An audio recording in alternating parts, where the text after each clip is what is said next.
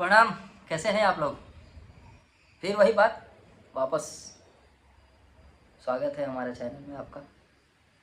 आज तक कभी किसी को बोला नहीं लाइक कीजिए, सब्सक्राइब कीजिए, क्योंकि सब्सक्राइब कीजिए या मत कीजिए, अगर वीडियोस देखते हैं तो कम से कम लाइक कीजिए, और नहीं अगर पसंद आता है तो डिसलाइक कीजिए।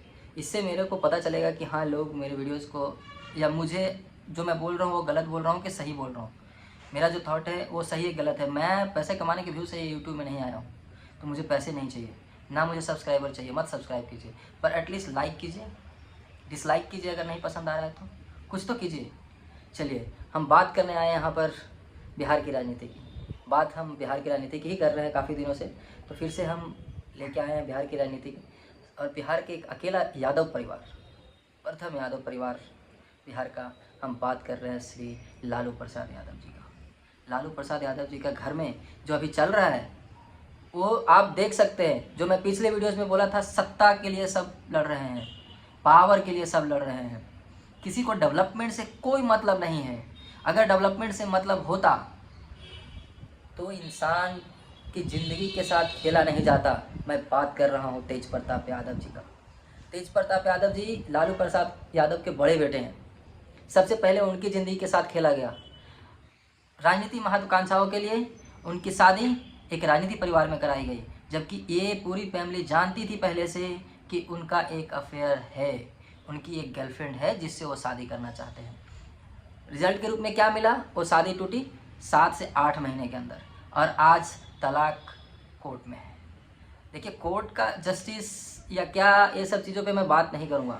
इसमें गलती तेज प्रताप जी का भी नहीं है, इसमें गलती वो लड़की का भी नहीं है, ऐश्वर्या जी का भी। इसमें गलती सिर्फ और सिर्फ ये दोनों परिवार का है, जो अपने फ़ायदे के लिए, अपने राजनीतिक फ़ायदों के लिए ये दोनों की ज़िंदगी बर्बाद कर दी है। अब देखिए, जब तेज प्रताप जी अपनी ज़िंदगी के लिए लड़ाई लड़ते हैं तो उनको परिवार से निकाल दिया जाता है। पहले तो ऐसा लगा कि शायद टेम्पररी कुछ हो रहा है, पर अभी ऐसा लग रहा है कि नहीं। जिस तरह से तेजस्वी के ऊपर जब तेज प्रताप हमला कर रहे हैं, उससे लग रहा है कि नहीं, ये तो कुछ ना कुछ मामला है। और देखिए, मामला हो भी नहीं, कैसे नहीं सकता है। अब तो रोहिणी जी भी आ गई हैं वापस इस लड़ाई में। ये देखिए, ये किसी को, मुझे नहीं पता, ये हरियाणा वाले जो विजय यादव या कुछ तो नाम है उनका, मुझे याद नहीं आ रहा है, कुछ यादव, जिनकी वजह से ये सब झगड़ा चल रहा है, ये उनके वजह से नहीं हो रहा है। ये वजह से हो रहा है कि सबसे पहले तो तेज प्रताप यादव जी ने लालू प्रसाद यादव के मर्जी के से जहाँ से शादी कराई गई वहाँ वो एक्सेप्ट नहीं किए।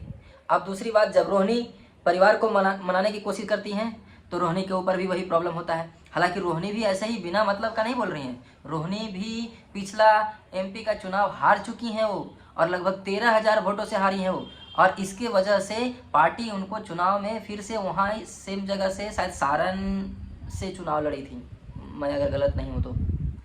फिर उस एरिया से वो लड़वाना नहीं चाहती है पार्टी उनको, लेकिन वो चाहती हैं कि फिर उसी एरिया से चुनाव लड़ें, और उनको ना पार्टी में वो दायित्व चाहती हैं।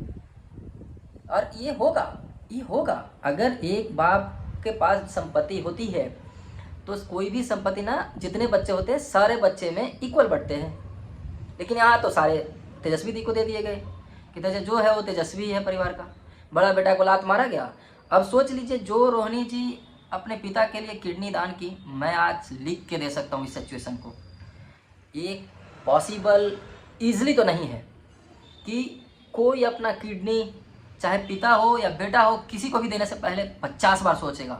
किडनी देना आसान बात नहीं है। किडनी देने का मतलब ये हुआ कि आप अपने लाइफ का बचा हुआ ज़िंदगी खतरे में डाल रहे हैं। ये बहुत रिस्क की बात है। जो रोहिणी जी ने जो किया है वो वाकई में तारीफ होनी चाहिए उसकी। और लालू यादव को ऐसा नहीं बोल रहा हूँ कि आप सत्ता देके वो रिवार्ड दीजिए उनको, मैं ये भी नहीं बोल रहा हूँ। मैं सिर्फ ये बोल रहा हूँ कि अगर आपको उन्होंने बचाने में मेहनत किया है तो आप उनको सत्ता मत दीजिए, रिस्पेक्ट तो दीजिए। जिस तरह से वो बात करी, ऐसा लग रहा है कि परिवार में उनको रिस्पेक्ट नहीं मिल रहा है, वो रिस्पेक्ट के लिए लड़ रही हैं। और देखिए, सिर्फ रिस्पेक्ट नहीं हो सकता, पर रिस्पेक्ट भी एक चीज़ है, उसमें सत्ता भी एक चीज़ है, पावर भी एक चीज़ है। तो ये सब चीज़ ना, पावर के लिए लड़ाई हो रहा है। और बिहार में मैं बता देता हूँ आपको, इस बार मेरा जो आकलन है मैं उसके अनुसार बोलता हूँ, किसी की भी पार्टी की सरकार नहीं बनती दिख रही है मुझे। चाहे एनडीए हो, पूरा बहुमत नहीं आने वाला है एनडीए को, चाहे इंडी गठबंधन हो, नहीं आने वाला है पूरा बहुमत। और मैं बोल सकता हूँ प्रशांत किशोर जी का भी जो जन स्वराज है, उनकी पार्टी भी इस बार इतनी बहुमत तो नहीं ला पाएगी कि सरकार बना ले, इतनी बहुमत भी नहीं ला पाएगी कि खड़े हो जाए या बोल सके, लेकिन इतनी बहुमत इतनी नंबर आ जाएंगे उनकी पार्टी की कि सरकार बिहार में बनना दूसरी पार्टी के लिए बहुत मुश्किल है। ये बात एक्सेप्ट करना पड़ेगा। चलिए मुद्दे से अलग नहीं जाते हैं। मुद्दा है साफ साफ सत्ता तेजस्वी के हाथ में धराने का। लालू यादव पूरा कोशिश कर रहे हैं कि तेजस्वी के हाथ में कैसे भी करके ये पार्टी दे दिया जाए, कैसे भी करके ये पार्टी को जिंदा रखा जाए। और बिहार में यादवों को ब्लैकमेल किया जा रहा है।